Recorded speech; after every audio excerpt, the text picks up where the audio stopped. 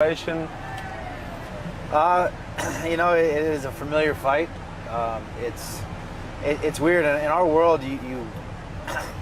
They compete against their best friends and they love it. Like Joel, he relishes the opportunity to compete against Mick and like beat him. You know what I mean? And like they can be friendly about that. In our world, it's like you get to know people. I've known Chris for quite some time now, and it's like you got to be able to put it past yourself because this is not a sport to be friends and you got to fight. And so I was a little hesitant to take it, but I realized that this is business. We're two of the best fighters in the world, and it's got to happen. And I'm excited to go back in there. I feel like I know him more and more.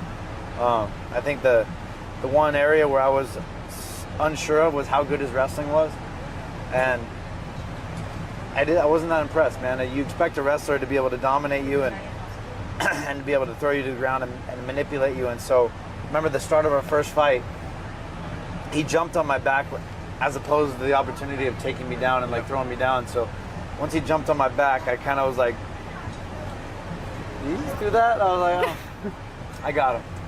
So last time I dealt with a lot of things going into the fight. I had a staph infection and I was on antibiotics, and so I expect to be a lot healthier this time, and I expect to be able to expose his weaknesses more earlier on. And so I'm ready to get at him and seal this deal, close the door on him. You know, there's going to be no rivalry here. You know, this is going to be a one-sided affair. But can I ask, is Madison Square Garden the best place ever to fight? That is another thing. To me, I was like, Madison Square Garden, it is the mecca of fighting. Yeah, I couldn't imagine anywhere better. I mean, the only thing that could slightly compare, I mean, it's probably a matter of opinion, but would be MGM Grand. MGM Grand and Madison Square Garden. So I beat Chris Weidman at the MGM Grand for the world title.